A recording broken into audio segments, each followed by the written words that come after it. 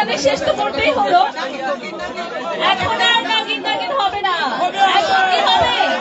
প্রেমিকার কাছে যেতে হবে, লটারি ড্র দিতে হবে। আমরা এখন সিলেক্ট করবো। আমরা একটু শান্ত হই, আমরা একটু। আমার ভাইরা অনেক ভালো, আমাদের অনেক সাপোর্ট দিছে এত ঝামেলার পরও। আমরা এখন একটু শান্ত হই।